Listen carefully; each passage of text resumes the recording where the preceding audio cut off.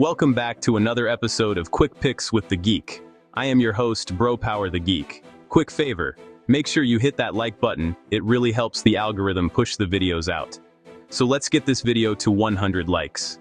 And seriously, I appreciate all the support, it means a lot. Alright, let's get into it. Next up we got Daniel Barez versus Luis Gurule. Seriously, flyweights don't get enough credit. These dudes fight like somebody accidentally hit turbo mode on the controller. You blink once and there's already been 3 scrambles. A spinning elbow, let's talk. Daniel Barez coming in as a -115 pick'em with a record of 17-7. Daniel Barez is one of those veterans who clearly grew up in gyms where the coach's main motivational speech was probably just, hit him harder. The guy fights with aggression immediately. No warm-up, no downloading data, no feeling out process. He starts fights like he's late for something, and honestly, offensively, he's dangerous everywhere. The striking is sharp. You can tell he's got that kickboxing background because his combinations actually flow together instead of looking like somebody button mashing in UFC 5 online. The bodywork especially stands out. That left hook to the body is nasty. The type of shot that makes opponents rethink every life decision for approximately 7 seconds. He's also a fast starter. 9 first-round finishes at flyweight is crazy because most flyweights need 47 minutes and a science project to get a stoppage. Barez comes out hunting immediately, and what makes him tricky is that while he's mainly known as a striker, he can grapple too. Combat Sambo background, multiple submission wins, solid scrambling ability. He's not just some guy swinging hooks and praying to the MMA gods. But there are definitely concerns. The biggest one is submission defense. For someone with grappling credentials, he's been caught a lot. More than half his losses are by submission, and recent UFC fights have exposed that if opponents can force prolonged grappling exchanges, things get dangerous for him quickly. And at 37 years old in flyweight years, brother, that's like being 94 in heavyweight years. Flyweights age differently. These younger guys move like caffeinated squirrels. Eventually, reaction speed becomes a real factor. Luis Gurule coming in as a -105 pick'em with a record of 10-3. Gurule fights exactly how you'd expect a wrestler nicknamed Grim to fight. There is nothing relaxing about fighting this man. He's going to pressure, clinch, chain wrestle, make things ugly, and generally ruin your evening. He's one of those grinders that makes fights exhausting. Even when he's not landing takedowns cleanly, he's forcing opponents to constantly defend them.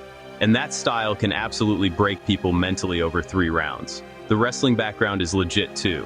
Colorado State wrestling champion, good scrambling ability, solid cardio. He weaponizes effort. Some fighters rely on talent. Gurule relies on making sure you hate every second of the fight. And he throws volume too.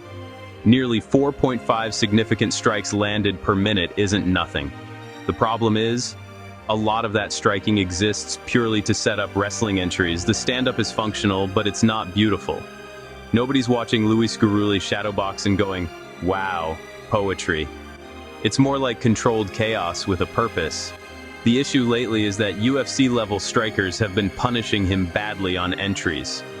His takedown accuracy is only 14%, which is rough. That means a lot of energy spent forcing attempts that aren't succeeding consistently.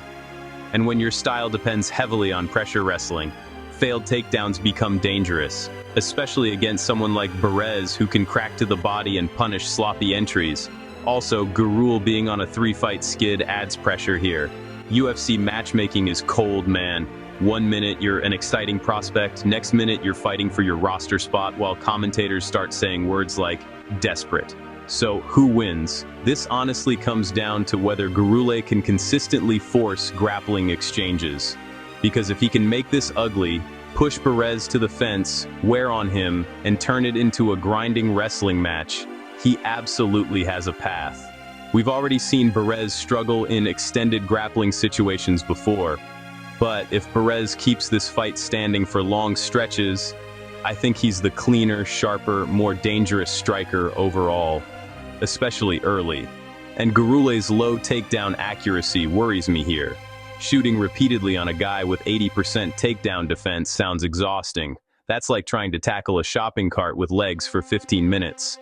Plus, Barez's bodywork could become a huge factor the longer Gurule keeps crashing forward into exchanges. Official pick, I'm going with Daniel Barez. I just trust the striking more, and I think his takedown defense is good enough to keep this fight in his world more often than not. Gurule's pressure will absolutely create moments, but if he's struggling to complete takedowns consistently, he's going to eat a lot of damage trying to close distance. If you enjoyed this, go ahead and smash that like button. If you haven't subscribed yet, what are you waiting for? Hit that subscribe button and turn on notifications so you don't miss a beat when the next video drops. And don't be shy, leave a comment below and let me know who you got winning this fight. Let's see who really has the crystal ball around here. Until next time.